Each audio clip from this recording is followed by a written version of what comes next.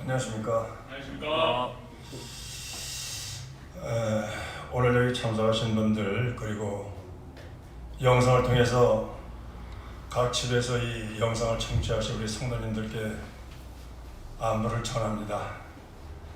이 코로나 사태 때문에 교회 집회를 위해서 수고해 주신 우리 청년들 소독하고 또 각 성도님들 열죄하고 청소하는 일들을 하는 이 청년들 감사를 드립니다. 또 매 주일마다 이 그냥 보내기 서습해서 간단한 음료와 음식을 이렇게 준비해 주시고 이러한 일을 하시는 우리 성도님들 감사를 드립니다.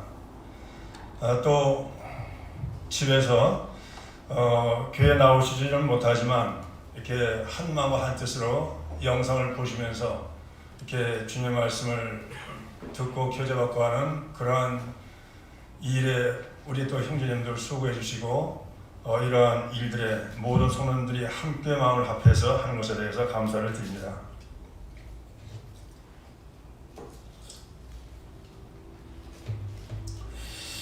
우리는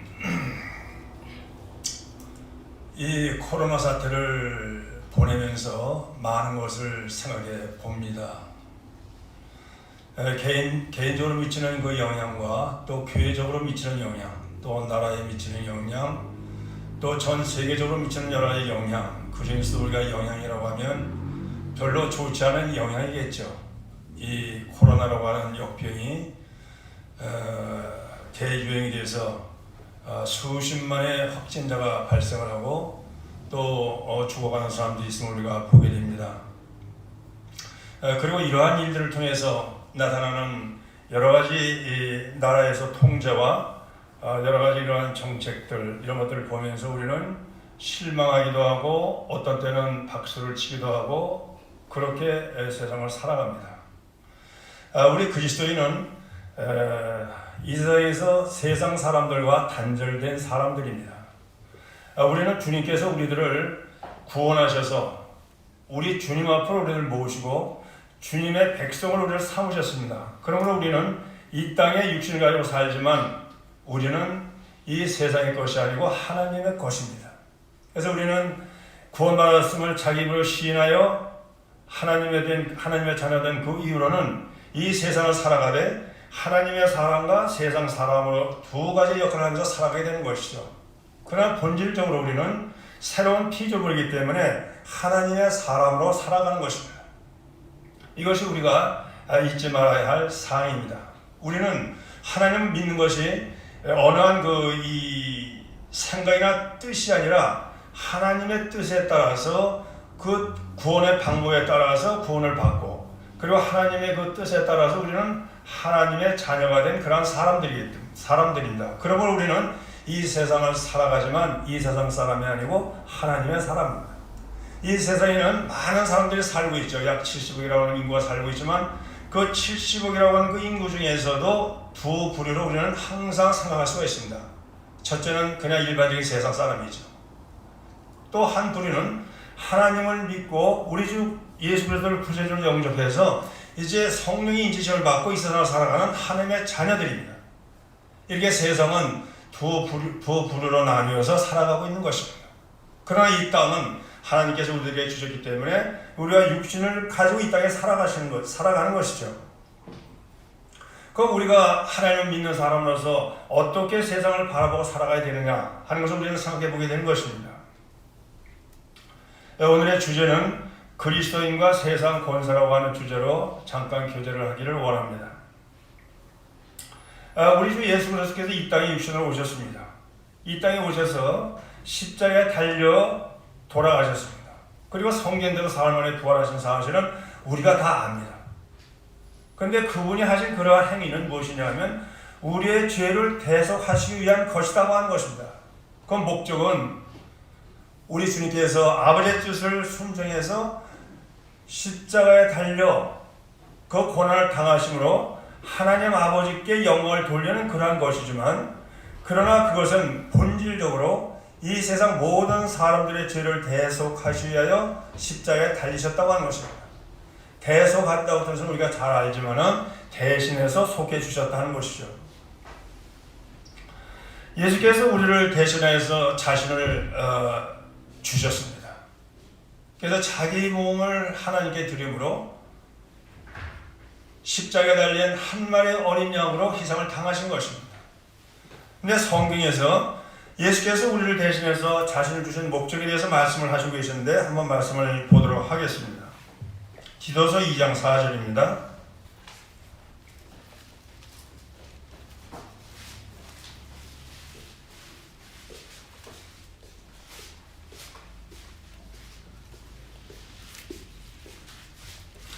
디도서 2장 14절입니다.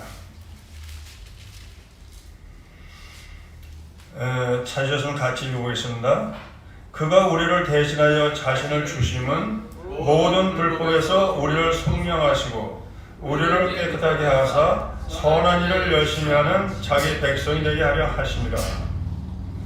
우리 주 예수 그리스도께서 자신의 몸을 주심으로 우리들의 죄를 속하신 그 이유와 목적이 무엇이냐면 여기 써있는 그런 말씀대로 모든 불법에서 우리를 속량한다고 하시는 것입니다. 이 세상은 마귀가 권세를 잡고 있는 사탄의 권세를 잡고 있는 그러한 세상입니다. 그 세상에서 우리 주님은 우리의 죄를 모든 불법에서 속량하신다고 하는 그러한 목적을 가지고 계신 것이죠. 그래서 우리를 속량하고 그렇게 함으로써 더럽혀졌던 우리들을 깨끗하게 하시고자 하시는 그 일을 하신 것입니다.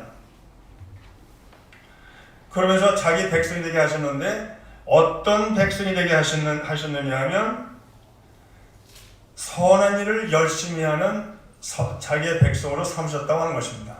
우리 주님은 본질적으로 선하신 분이기 때문에 우리들을 구원하신 목적은 우리들이 선한 일을 열심히 하게 하기 위한 그러한 목적에서 우리를 구원하시고자 십자가에 달려 돌아가시고 성경대로 부활하신 그런 사실들을 성경은 말씀하시고 계십니다.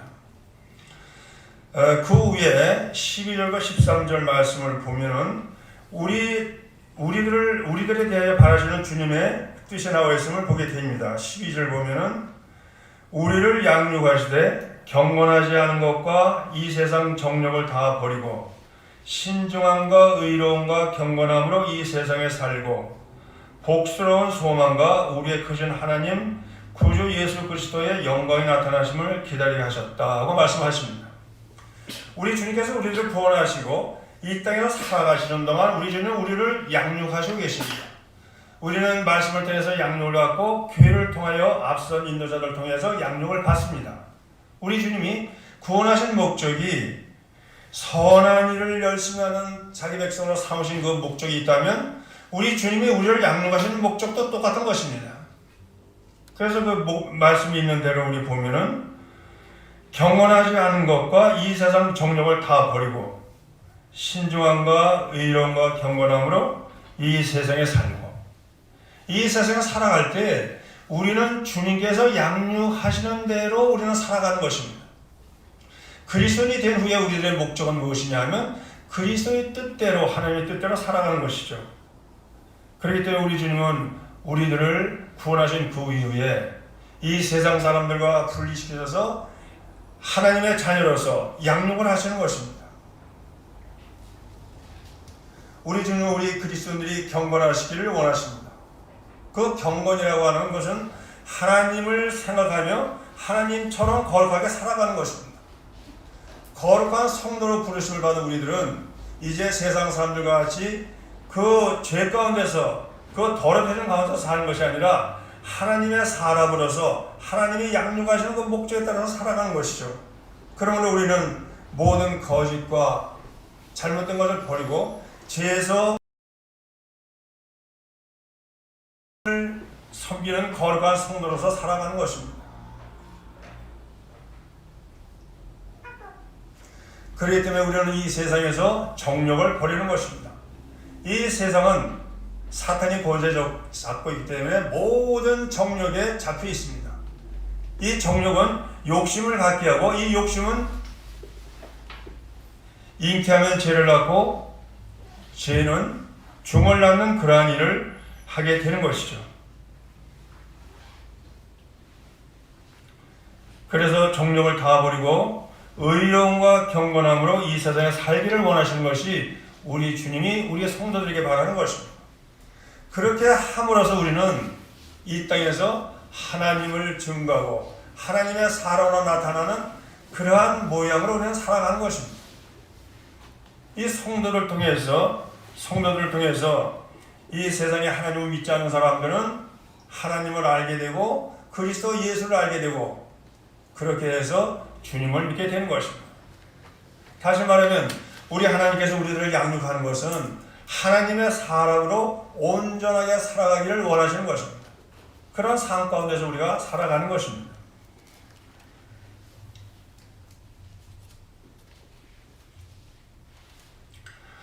우리 그리스도인이 살아가는 목적은 무엇입니까? 그것은 그리스도께서 재림하신다고 하는 그러한 기대를 가지고 살아가는 것입니다.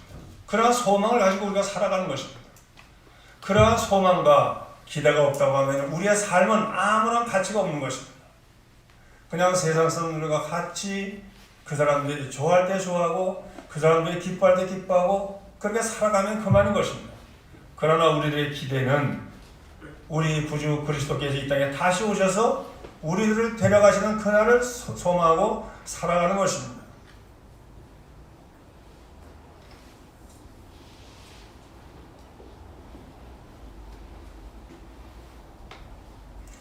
우리 구주 예수 그리스도께서 이 땅에 재림하신다고 하는 것은 놀라운 일입니다.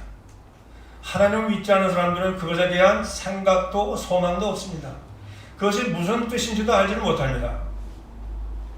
그러나 우리 주 그리스도께서 이 땅에 다시 오신다고 하는 것은 하나님의 영광이고 우리들이 바라는 그러한 가장 큰 소망 중에 하나입니다. 그것이 우리가 이 땅에서 살고 있는 동안 오기를 우리는 원하십니까? 네, 우리는 그것을 원해야 되는 것입니다. 그러나 우리 주님은 은혜가 크시기 때문에 사랑이 크시기 때문에 언제 오실지는 우리는 알지 못합니다. 주님이 오시기 전에 우리가 미리 주님 앞에 갈 수도 있지만 그 안에도 우리가 주님을 영접할 수가 있으면 큰 영광으로 생각을 하는 것입니다. 이것은 참으로 복스러운 소망입니다. 그러한 소망이 우리에게 있기 때문에 우리는 죄에서 떠날 수가 있는 것입니다. 사탄의 유혹으로부터 벗어날 수가 있는 것입니다. 그리고 우리는 주님을 믿으며 그 주님의 뜻대로 담대하게 살아갈 수가 있는 것입니다. 그러한 소망이 없다면 우리의 믿음은 아무런 가치가 없을 것입니다. 우리는 그러한 소망 가운데 그러한 주님을 바라보면서 그렇게 살아가는 것입니다. 우리는 요한계시록에서 말씀하신 여러 가지 주님의 말세에 일어날 일들을 우리는 보고 있습니다. 그 말세에 일어날 일들이 주님께서 성경에 기록해 놓으시기 때문에 우리는 그 말씀을 정확하게 확실하게 분별함으로 우리는 기쁨을 가지고 그날을 기다리면서 살아가는 것입니다. 이번 코로나 문제로 인해서 이단이라고 하는 그러한 종교 집단 때문에 많은 그리스도인들이 어려움을 당했습니다. 하나님을 믿는다고 하는 많은 사람들 무리 중에서도 하나님을 믿는 믿음 가운데 확실하게 그 믿음을 갖고 있는 사람이 있는가 하면 일본 몇 사람의 사리사욕을 위해서 그 사람들의 재물 욕심에 의하여 또는 종교단체의 힘을 위해서 그 사람들이 말씀을 잘못 해석하고 또 잘못 가르치는 그러한 일들이 비일비재하게 일어납니다. 이것은 우리 주님 오시는 그날까지도 계속될 것입니다. 그러므로 우리 성도는 말씀이 그런가 하여 말씀을 묵상하고 교제를 갖고 정확한 하나님의 말씀이 무엇인가 그것을 생각하면서 우리는 교제를 받고 말씀을 묵상해야 되는 것입니다. 우리 그리스도인들은 이 땅에서 살아가기 때문에 어차피 몸을 이 세상에 같이 육신으로 살아갑니다. 그러나 그리스도인이 그리스도인답게 사는 것은 말씀을 묵상하고 말씀을 따르고 말씀에 순종하는 그 일밖에 없는 것을 우리는 보게 되는 것입니다. 베드로전서 2장 13절 말씀을 보도록 하겠습니다.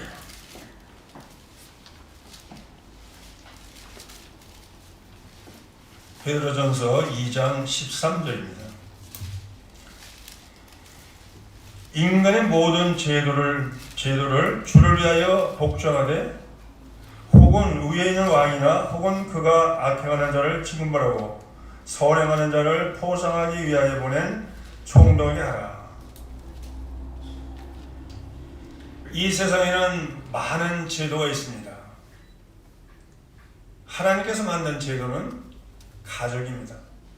이 세상을 유지하고 있는 가장 기본적인 것은 가정이라고 하는 것입니다. 그리고 우리 주님께서 이 땅에 오셔서 복음을 전하시고 십자가에서 보혈을 흘리심으로 우리 주님이 하나님의 사랑에 확정하신 그 이후로는 교회를 세우셨습니다. 그래서 우리 주님이 세우신 것은 가정과 교회입니다. 근데 이 말씀에 보면은 모든 제도를 복종하라고 말씀하십니다. 근데 여기서 제도는 뭐냐면 인간이 만든 제도입니다. 인간이 만든 제도 중에서 가장 큰 제도는 뭐냐면 국가인 것입니다. 우리는 사무엘 말씀을 통해서 왕의 제도를 사무엘에게 간청하는 그러한 백성들의 뜻에 따라서 사무엘이 하나님께 구했을 때 왕의 제도에 좋지 않은 여러 가지 점을 말을 해서 백성들을 잘 설득을 시킬 것을 말씀하십니다. 그러나 백성들은 그래도 우리들에게 왕을 주십시오 하고 간청을 합니다. 그래서 우리 주님은 그냥 그 간청대로 왕을 주기로 결정을 하시고 이스라엘을 왕국을 만드셨습니다. 본래 우리 하나님께서 원하셨던 그러한 제도는 가정과 교회인 것이죠.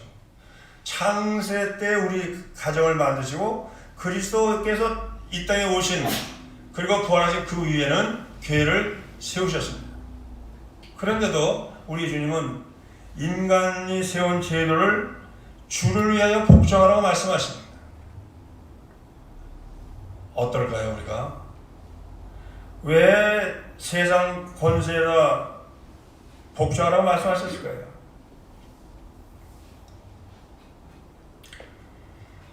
거기서 우리가 말씀을 내려가서 보게 되면은 그 이유가 우리들에게 있는 것을 말씀에 있는 것을 보게 됩니다. 14절에 보면요, 이렇게 나와 있죠. 그가 악행하는 자를 징벌하고 선행하는 자를 포상하기 위하여 이러한 제도를 만들었다고 하는 것입니다. 그러니까 우리 주님께서 인간 제도를 만드시고 국가나 왕 제도를 인간들이 제도를 마련하게 하신 것은 악행하는 자를 징벌하게 하고 그 다음에 선행하는 자들을 장려하기 위하여 그런 것을 하셨다고 하는 것입니다. 우리 주님이 이 지구를 만드실 때, 온 우주를 창조하실 때 하나님의 근본 목적은 뭐냐면 이 땅을 평화롭게 해서 하나님과 교제하는 많은 사람들을 만드시게 한 것이었습니다. 그러나 사탄의 관계에 의해서 불순종으로 하나님의 계획이 틀어졌습니다. 그럼에도 불구하고 하나님의 근본적으로 목적하신 그 긍휼과 사랑은 근본적으로 저변에 깔려 있는 것입니다. 그렇기 때문에 이 세상에 어떤 사람도 완전한 악인은 없는 것입니다. 이 세상 모든 사람들을 보세요. 어떤 사람은 선한 것 같고 어떤 사람은 악한 것 같아요. 그러나 100% 악하고 100% 선한 사람은 없습니다. 왜냐하면 이것은 하나님께서 이 세상을 하나님의 사랑으로 지으셨기 때문인 것입니다. 그러나 그렇기 때문에 인간 제도 자체도 보면은 그 제도 자체가 악한 것은 없는 것이에요. 그래서 모든 국가는 전부 다 선한 것을 표방을 합니다. 국가 체제가 어떤 체제든 왕정이든 독재하에 있는 그러한 공산 국가든 아니면 자유민주주의 국가든 그 국가의 기본적으로 다스리는 목적은 표면상으로 나타나는 것은 전부 다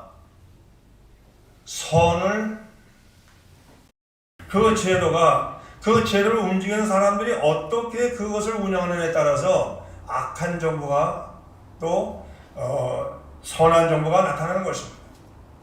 제도가 아무리 좋다고 할지라도 그것을 운영하는 자들이 잘못 운영하면 그 제도는 잘못되는 것입니다.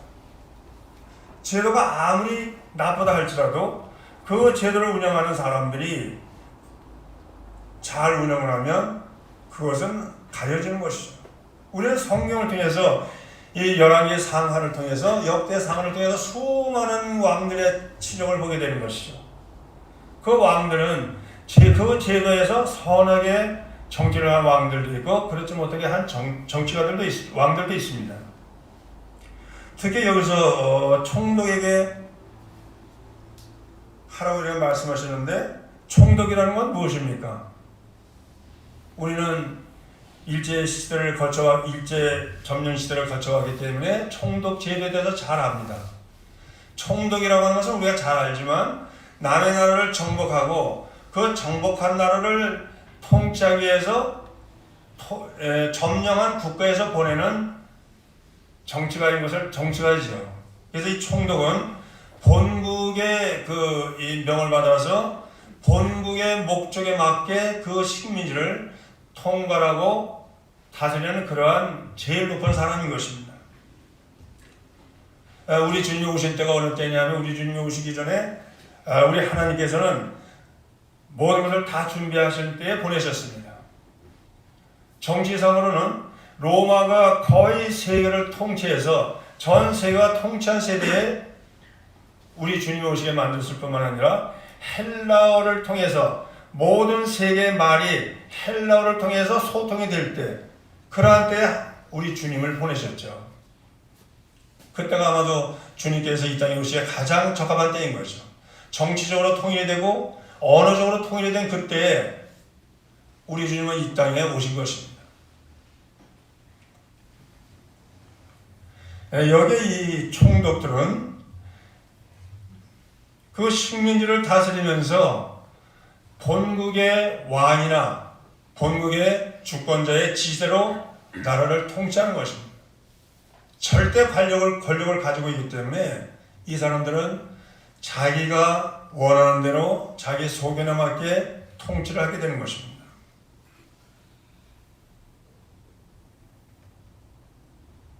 그렇지만 우리 주님은 그 권력을 통해서 악한 자를 징벌한다고 하는 것입니다.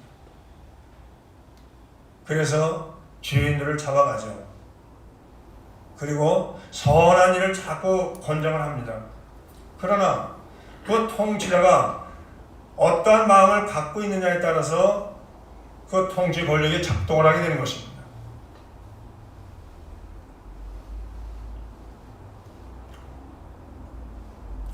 그렇기 때문에 우리 주님은 이러한 권력을 인간의 모든 제도를 통해서 그러한 일들을 하는 것이죠.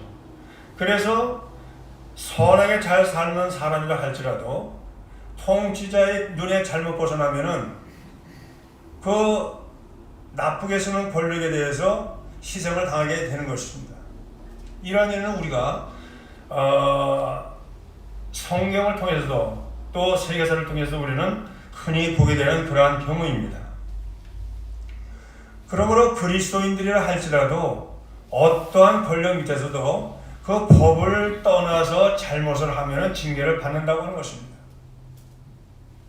그러나 아무리 선하게 잘 사는 그리스도인이라 할지라도 통치자가 어떻게든지 법에 의해서 처벌을 하려고 하면은 처벌을 받을 수밖에 없는 그러한 환경에도 도달할 수 있다고 하는 것입니다.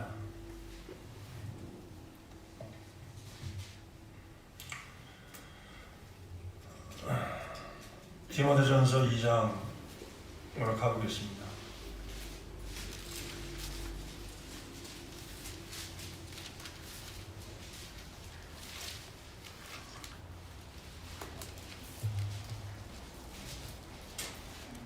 디모데전서 2장 1절로 4절 말씀입니다.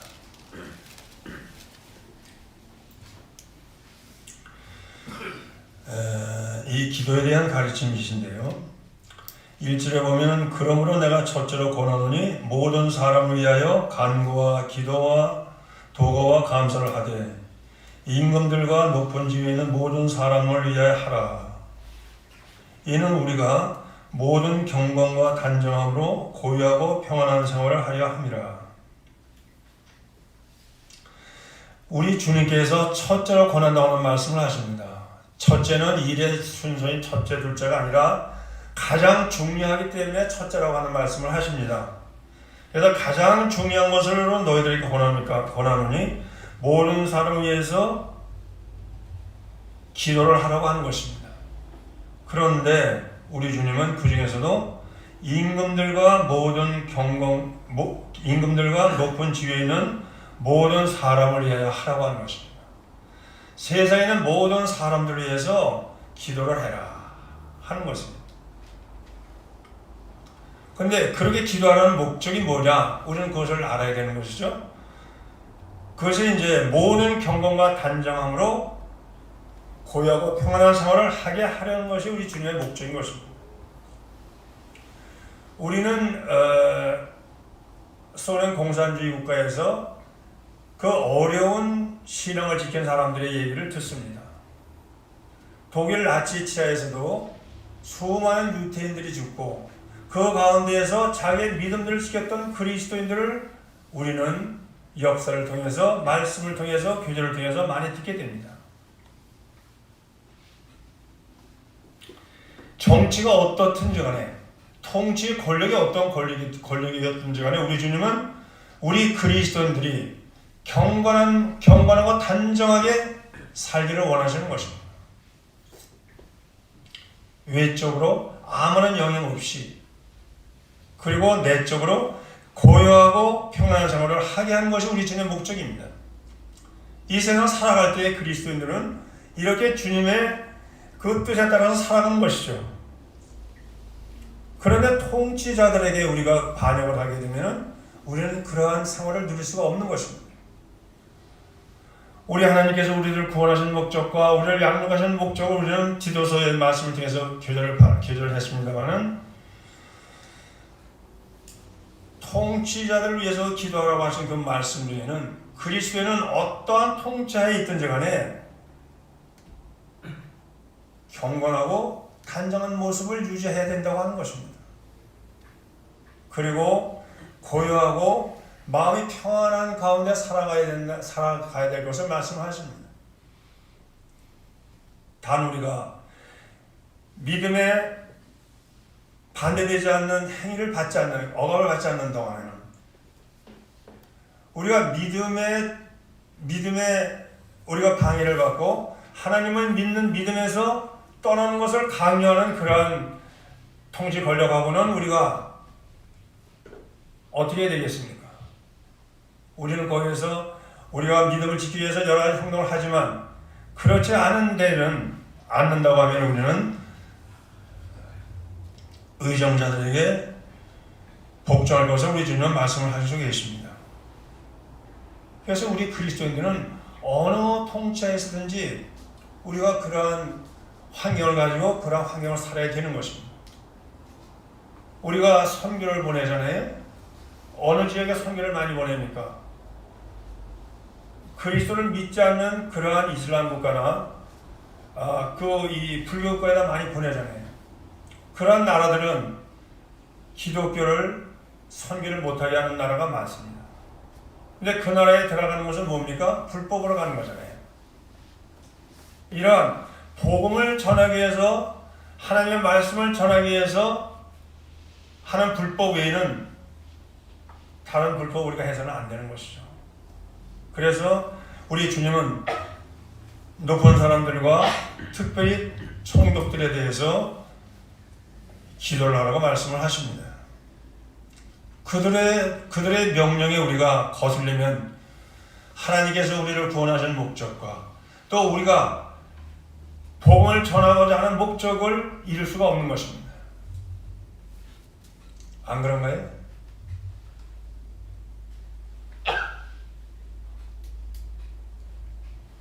우리가 남아공에 선교사를 보냈습니다마는 그것도 선교하기가 굉장히 힘든 것입니다.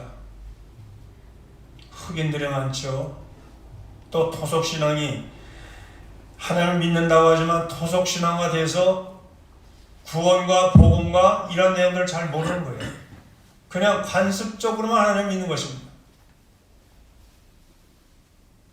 그러나 그리스도인은 그저께서 나를 위하여 내 죄를 위해 대신 돌아가신 것과 그분을 믿으면 우리의 죄를 사함을 받고 이제 하나님의 자녀가 된다고 하는 그러한 원칙적인 진리, 그것을 개개인이 깨닫지 못하고 있는 것입니다.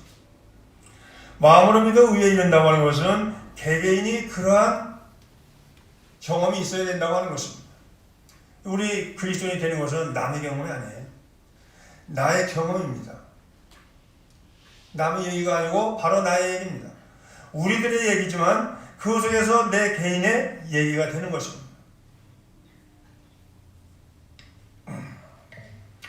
로마서 13장 말씀을 보도록 하겠습니다.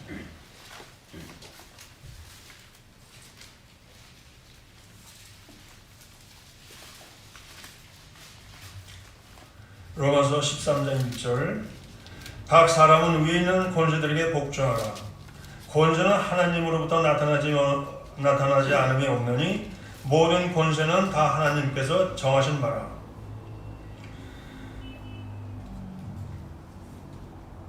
우리가 살아가는 데 있어서 국가라고 하는 큰 제도가 있고 그 사람들은 우리 위해서 권세를 행하고 권위를 행사하고 통치를 하게 됩니다. 우리 주님이 오셨을 때 이스라엘은 식민 국가였습니다. 어디의 식민 국가였나요? 로마의 식민지였습니다. 우리 주님이 이 땅에 오셔서 이스라엘 민족을 위해서 독립운동을 하셨나요? 우리 주님은 독립운동을 하지 않으셨습니다. 이스라엘 민족이 로마의 식민지였지만은 이스라엘 민족을 독립시키기 위해서 우리 주님이 하신 일은 아무것도 없으십니다. 우리 주님은 이 땅에 오신 목적이 사람들을 구원해서 하나님의 자녀로 삼기 위해서 오셨기 때문에 우리 주님은 이스라엘 독립을 위해서 일을 하신 것이 아니라 모든 사람의 구원을 받기 위하여 십자가에 못 박히셨습니다. 이것이 하나님께서 그리스도를 이 땅에 보내신 것입니다. 이 세상의 모든 권세는 하나님의 권세하에 있지만 우리 주님은 목적이 이 세상 모든 사람들을 구원하시기 위해 오신 것입니다. 국가를 독립시켜서 사람들을 구원시킬 수가 없습니다. 남의 나라의 구석에서 해방시킬 수 있지만은 하나님의 사람으로 자기 자녀로 만드는 그런 방법은 사람들을 구원시키는 복음을 통해서 구원시키는 것밖에 없는 것입니다. 그러므로 우리 주님은 이 땅에 식민지 국가에 오셨지만은 독립운동을 하지 않으셨어요. 우리는 이것을 잘 기억을 해야 됩니다. 그렇기 때문에 이 세상 통치가 어느 국가가 되든 우리는 상관할 바가 없는 거예요. 우리는 하나님의 뜻을 따라서 우리가 복음을 전하고 주님의 말씀에 따라서 순종하면서 주님의 사람으로 살아가면 되는 것입니다. 오늘날 우리 그리스도인들이 여러 가지 통치 체제에서 살아가는 것을 우리는 보게 됩니다. 그래도 한국과 미국에서는 그리스도인이 좀 자유로운 편이죠. 우리 한국은 상당히 많은 자유를 누리고 살았습니다. 그러나 북한은 어떻습니까? 북한이 제일 싫어하는 게 그리스도인이에요. 그래서 월남한 사람들의 얘기를 들어보면 가장 많은 사람들, 그들 중에 가장 많은 사람들이 그리스도인이 제일 많이 월남을 했고 그 다음에 지주들이 많이 월남을 했습니다. 그것은 무엇이냐면 공산주의 독재체제는 그리스도인을 제일 싫어하는 것입니다. 숙청 대상이에요. 숙청 제1호가 그리스도인이라고 하는 것입니다. 이슬람교는 어떤가요? 거기도 마찬가지입니다. 그리스도인을 제일 싫어합니다.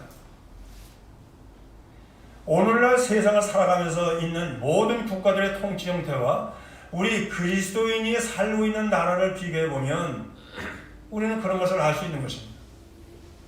그러면 어떤 나라에 있는 그리스도인이 어떻게 살아가야 되는 것인가?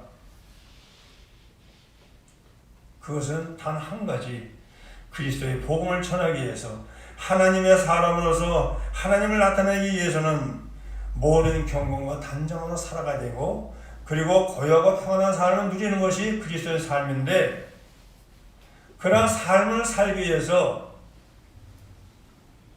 통치자들을 위해서 기도하라고 하는 것입니다. 우리는 통치 형태가 어찌 됐든 우리는 상관할 바가 아닌 것입니다. 그 권력도 우리 주님의 권세 아래 있기 때문에 그렇습니다. 성경을 통해서 보면 하나님께서 나라를 세운 나라가 없앤 나라가 수없이 많아요. 근세사를 보더라도 많은 나라들이 새로 세워졌다가 없어졌다가 하죠. 역사를 보더라도 우리 한국을 보더라도 어떻습니까? 신라 삼국시대 고대부터 지금까지 수많은 나라가 세워졌다 없어졌다 했어요. 지금은 대한민국이라는 나라가 서 있지만 우리나라 역사를 봐도 나라의 통치는, 나라는 항상 있는 것이 아닙니다. 지역에 따라서, 통치 권력에 따라서 바뀌는 것입니다. 가장 큰 문제가 한국에서 이중국적자 문제잖아요. 높은 사람들이 이중국적 가진 사람들이 많고 또 자녀들이 이중국적자 가진 사람들이 많잖아요. 옛날에는 그 땅에서 태어나면 거기서 벗어나지 못했어요. 그래서 그 통치에서 벗어나지 못했지만은 지금은 어떻습니까? 이민을 가서 다른 나라 살면 다른 나라 국민이 되는 거예요. 그렇기 때문에 우리 그리스도인은 이 세상을 통치하고 계신 분은 하나님이신 것만을 우리가 분명히 알고 그분의 뜻에 알맞게 그분의 뜻의 목적에 따라서 우리가 살아가는 것입니다. 지난번 4월 15일 선거를 통해서 우리는 한국에서 총선이라는 것을 치렀습니다. 그것이 결과가 어떻든지 간에 우리는 상관할 바가 아닌 것입니다. 우리 주님의 목적과 우리 그리스도의 삶의 목적은 다르기 때문인 것입니다. 단지 우리가 불편할 수도 있고 편할 수도 있는 것입니다. 그러므로 우리는 여기에 크게 마음이 좌우돼서는 안 되는 것입니다. 우리는 근본적으로 세상 사람이 아니고 하나님의 사람입니다. 하나님의 사람은 하나님의 뜻에 순종하며 살아가고 하나님을 기쁘시게 하는 삶을 살아가야 되는 것이죠. 그렇기 때문에 우리는 한국의 통치 형태나 우리가 투표한 결과가 어떠한지에 상관이 없는 것입니다. 그러나 단지 우리가 주목하고 생각할 것은 내가 투표한 이 투표지가 하나님의 뜻에 순종하는 쪽으로 가는 것이냐 그렇지 않은 쪽으로 가느냐 하는 것은 항상 우리가 깨어서 생각해야 되는 것입니다. 그리스도인이 해야 될 것은 특히 투표권을 가지고 민주국에서 산다고 하는 그리스도인들의 삶이라고 하는 것은 어떤 형태든지 상관이 없지만 나의 표는 하나님을 대표하는 표이기 때문에 하나님의 뜻에 합당한 쪽에 우리가 넣는다고 하는 것입니다. 차별금지법이 점점 역차별을 일으키죠. 그렇잖아요. 우리는 이런 것을 보면서 한국 같은 정치 행태에서는 누가 그리스도인이 어떻게 투표를 하느냐?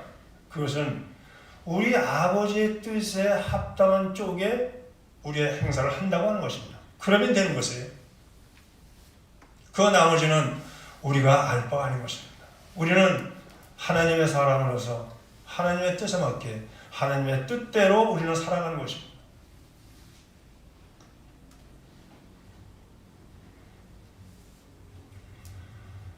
공산주의에서 사는, 특히 북한에서 사는 그리스도인들은 얼마나 오랜 삶을 살겠어요.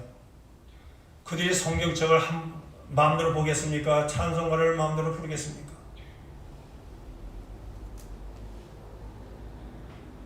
우리는 여기서 살면서 찬송가는 현재까지는 마음대로 불러요. 그러나 어떤 정치인은 그렇게 얘기했죠. 이제 후로는 종교도 제 정규를 내겠다 하는 말을 그냥 서슴없이 한다. 이러면 우리가 용납할 수 없는 것입니다.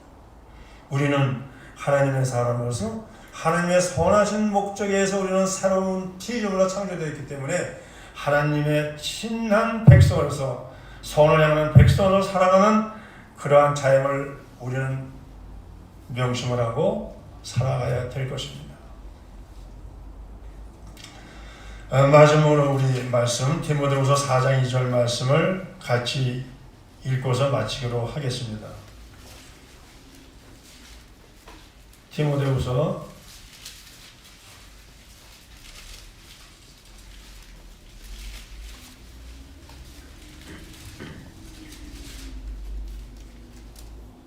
4장 2절 찾으셨으면 같이 읽도록 하겠습니다. 시작. 너는 말씀을 전파하라. 때를 얻든지 못 얻든지 항상 힘쓰라. 범사에 오래 참음과 가르침으로 경책하며 경계하며 권하라. 우리 주님이 오늘도 우리에게 하시는 말씀은 말씀을 전파라고 하는 말씀입니다. 때를 얻든지 못 얻든지 이것이 우리 주님께서 우리들에게 주시는 오늘날의 말씀입니다. 우리는 세상이 어떻게 변하든 우리가 살고 있는 이 세상이 어떻게 변하든 우리는 이 말씀을 가지고 살아가고 이 말씀에 따라서 우리는 할 일을 하면 되는 것입니다. 이 세상은 공중권세 잡은 자가 통치를 하기 때문에 우리는 그러나 그것도 하나님의 권세 아래 있기 때문에 하나님이 선을 권장하고 악을 제거하기 위해서 하는 것이라 믿고 우리는 그들을 위해서 기도하고 우리의 본분은 주님의 말씀을 전파하는 것입니다. 시간이 너무 많이 지난 것 같은데요. 교제를 마치겠습니다.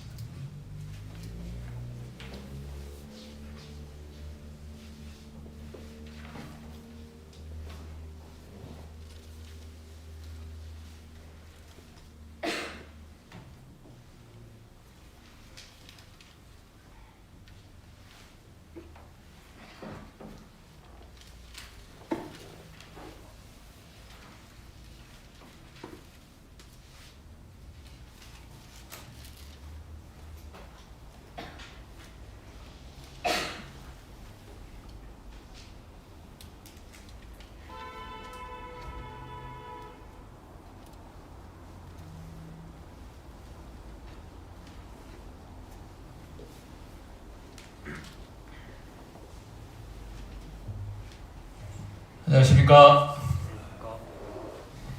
한 13분 정도 남았네요. 많이 추우신데 마음은 따뜻하시죠?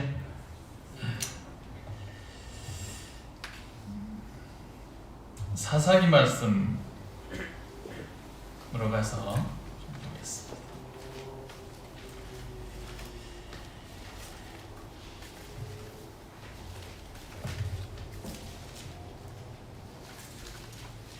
큐티 시간에 읽고 있는 말씀이 사사기에 있는 말씀이라고 이렇게 생각이 됩니다. 이제 여호수아가 끝나고 여호수아가 죽기 전에 이제 이스라엘 백성 애굽에서 나온 백성들은 1세대는 이제 다 돌아가고 가나안에서 출생한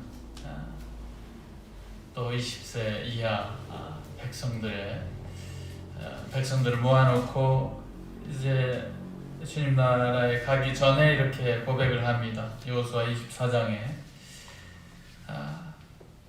만일 너희가 주를 섬기는 것이 좋지 않게 여기거든 너희들 마음대로 너희 조상들이 저 강 저편에서 섬겼던 그런 신들을 섬겨라. 그러나 정말 나와 내 집은 지금까지 앞으로도 내가 온전히 주님을 섬기겠다. 이렇게 고백을 합니다. 그래서 이어지는 사사기에 이제 가나안에 들어가게 되고 하나님께서 이 약속된 이 가나안 땅을 통해서 되어지는 장면들이 어쩌면 그렇게 지금 그 우리들의 모습들과 이렇게 같은가 그런 생각을 해볼 때 참 내가 진짜 어떻게 살아야 할 것인가 오늘도 형제님 통해서 저희들에게 말씀해 주시는 부분들을 또 함께 공감하며 하나님 없이 산다는 것, 하나님을 그런데 하나님을 버려요. 하나님을 기억하지 않아요. 하나님의 말씀을 사모하지 않아요. 그래서 하나님께서는 다루시죠. 자기 백성 이스라엘을 다루십니다. 그래서 다루실 때마다 이제 이스라엘 백성들은 이제 회개하고 돌아오리 하죠. 그럴 때 또 그 백성들은 이제 잠시 평안하게 됩니다. 사사 운예를 통해서 보게 되면 이제 그들이 곁길로 이 자기 마음대로 가는 양들처럼 가버린 그들을 이제 온니엘을 통해서 8년 가나안 족속에게 매어서 종살이를 하게 되는데 8년 동안 심한 고생을 합니다. 그래서 온니엘을 통해서 40년의 안식이 있게 됩니다. 시간이 많이 없기 때문에 보게 되면 근데 그 이유가 있었어요. 그 이유 결국은 하나님께서 자기 백성을 시험하시고자 하시는 이유이기도 하지만 분명히 결국에는 근본적으로 하나님께서 이렇게 하신 이유는 이 백성들이 하지 못한 일이 있어요. 1장 19절에 보게 되면 주님께서 유다와 함께 하셨는데 산의 거주민들을 쫓아냈습니다. 하나님께서는 여호수아에 보게 되면 너희 이 철병거를 가지고 있는 자들을 다 쫓아내라고 말씀하십니다. 모두 다 쫓아내라고 말씀하십니다. 그런데 그 골짜기에 있는 거주민들이 이 철병거를 가지고 있으니까 쫓아내지 못했어요. 가만히 생각하면 나는 이 무기가 약한데 상대 쪽은 너무 강하잖아요. 철병거를 가지고 있어요. 당시 대단한 무기를 가지고 있단 말이에요. 그래서 결국은 그 골짜기에 있는 거주민들을 그 무서워서 철병거 때문에 쫓아내지 못하게 됩니다. 그래서 그들은 결국은 1장 27절에도 보게 되면 므낫세도 벳수함과 그 고울들의 거주민들 단합과 그것의 고울들의 거주민들과 도르와 그것의 고울들의 거주민들과 이 쭉 내용들이 나오면서 거주민들을 쫓아내지 아니하며 가나안 족속이 그 땅에 거하였습니다. 쭉 내용들이 나옵니다. 그런데 계속 말씀에 같은 말씀을 반복해서 하고 있습니다. 이스라엘이 강성하고 있음에도 불구하고 공물을 이제 가나안 족속을 통해서 받음에도 불구하고 하지 못한 게 있어요. 그들을 철저하게 쫓아내지 못했어요. 29절에도 그렇게 에브라임도 마찬가지고요. 스불론도 마찬가지고요. 아셀 족속도 마찬가지고요. 납달리 족속도 마찬가지고 계속해서 거기에 있는 거주민들을 쫓아내지 못했어요. 그들을 쫓아내지 못했기 때문에 결국은 올무에 걸리게 되는 모습들을 보게 됩니다. 우리는 어떤가요? 우리 똑같다라는 것을 유념하셔야 합니다. 나에게서 쫓아내지 못한 것이 무엇이 있을까요? 무수히 많겠죠. 무수히 많습니다. 저와 여기 계신 성도님들께서 영적인 삶을 살려고 편하게 애를 쓰지만 내가 이 모습처럼 분명하게 내가 쫓아내지 못한 이 하나님께서 싫어하시는, 미워하시는, 다 쫓아냈어야만 하는 것을 쫓아내지 못함으로 인해서 올무가 되는 이런 모습을 보게 됩니다. 철병고 때문에 쫓아내지 못한 이 모습을 생각하면서 다윗이 생각이 났습니다. 다윗은 그 거대한 골리앗, 칼과 창과 대단한 무기로 그 보기만 해도 우쭐하잖아요. 그럼에도 다윗이 표현한 말을 우리가 기억해 보면 얼마나 그 작은 사람이 어떻게 저래? 라고 이렇게 할 수 있잖아요. 잠언 29장을 보게 되면 사람을 두려워하면 어디에 걸린다고요? 올무에 걸린다고 말씀하고 있죠. 그러나 주를 경외하면, 두려워하면 안전하다는, 승리한다는, 불안하지 않다라는 것, 완벽하다라는 것. 다윗이 그러했듯이 다윗이 너는 이 골리앗 저 장대한 저 안악자손처럼 그 무시무시한 자가 앞에 있음에도 불구하고 네가 칼과 창으로 나오지만 나는 만군의 여호와 하나님의 이름으로 이스라엘의 군대 대신 이 승리 대신 하나님 앞에 그 이름으로 내가 나아간다라고 해서 싸우게 됩니다. 골리앗은 비웃죠. 내가 개냐? 네가 막대기를 가지고 나한테 나오느냐? 이렇게 하지만 다윗은 당당하게 하나님의 이름을 걸고 나아갑니다. 오늘 저희들이 고요하고 단정함 중에 이 믿음의 삶을 살기 위해서 어떻게 해야 하는지를 가르쳐 주신 것처럼 우리가 어떻게 살아야 하는지, 무엇을 두려워해야 하는지, 정말 내가 무엇을 의지해야 하는지를 주님은 늘 저희들의 말씀을 통해서 가르쳐 주십니다. 그런데 저희 마음속에 이 이스라엘 백성 사사기는 참 그렇습니다. 조금 하나님께서 은혜 가운데 긍휼 가운데 주어서 때론 40년의 평온한 안식이 있었다가 또 사사를 또 크게 악으로 달려갑니다. 결국.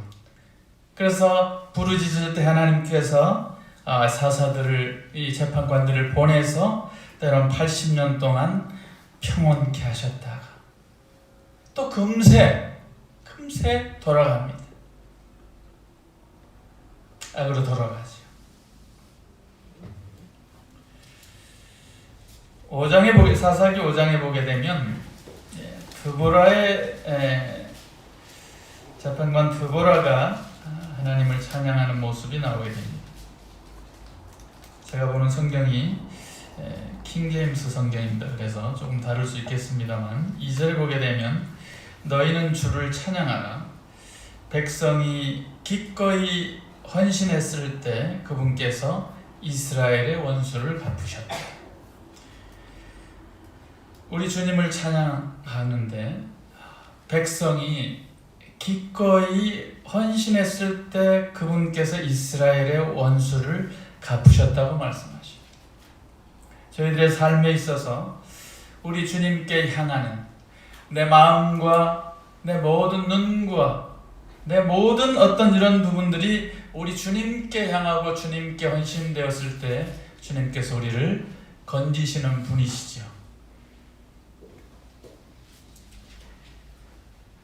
9절에 이렇게 말씀하십니다. 내 마음이 이스라엘을 다스리는 자들 곧 백성 가운데서 기꺼이 헌신한 자들에게 향하나니 너희는 주를 찬양하라. 우리 주님을 찬양하는데 기꺼이 헌신한 자들에게 우리 주님께서 향하신다. 우리는 참 자주 한눈을 이렇게 팔지요.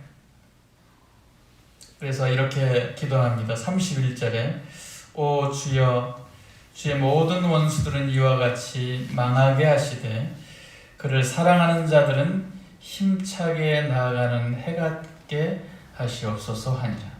그러므로 그 땅에 40년 동안 안식이 있었더라. 이렇게 말씀하십니다. 우리 주님을 가까이 하기를 원합니다. 가까이 하기를 원하는데 나에게 있어서 내 안에서 내가 쫓아내지 못한 것들이 참 많다라는 것을 생각하게 됩니다. 그러했을 때 그것이 올무로 나에게 다가올 수 있다라는 것이죠. 버려야 하는데, 부셔져야 하는데, 깨부셔야 하는데 잘 안 되죠. 이럴 때 우리는 내 마음과 내 온 부분들을 전폭적으로 우리 주님께 헌신할 수 있는, 가까이 갈 수 있는 저와 성도님들이 됐으면 참 좋겠습니다. 잘 안 되죠. 삶 가운데 정말 잘하고 싶은데 또 잠깐 우리 한빛자매와 함께 식탁에서 교제하면서 그런 교제를 했습니다. 요즘 한빛자매가 말씀을 제일 먼저 읽기 시작했대. 잘했다. 이렇게 우리가 때론 말씀을 일 마치고 저녁에 볼 수도 있고 낮에도 볼 수도 있고 그렇지만 내가 가장 먼저 주님 앞에 마음을 향하고 그 말씀 앞에 기도하고 하루를 시작하는 것만큼 큰 힘이 되는 게 무엇이 있겠습니까? 우리들의 삶에 여러 모양으로 어렵지만 바람이 불고 이리저리 요동치고 그러할지라도 우리가 이길 수 있는 이김은 믿음이잖아요. 이 믿음 가운데서 흔들림 없이 나아갈 수 있는 것은 그분을 경외하는 것입니다. 그분을 두려워하는 것이죠. 그렇게 사시고 계시는 성도님들이 계시기 때문에 이 교회가 계속해서 이 지역교회가 우리 주님 곧 오실 텐데 보존되고 또 주님 오실 때 저희들이 함께 주님을 만나고 그분을 찬양하고 그분을 통해서 저희들이 얼마나 이 복된 소망 가운데서 산다는 것이 얼마나 행복한 삶인지를 그때 되면 알게 될 것입니다. 아무쪼록 힘내시고 낙심치 마시고 함께 믿음으로 나아가고 기도하고 하면서 우리 주님을 기쁘시게 해드리는 삶이 됐으면 좋겠습니다.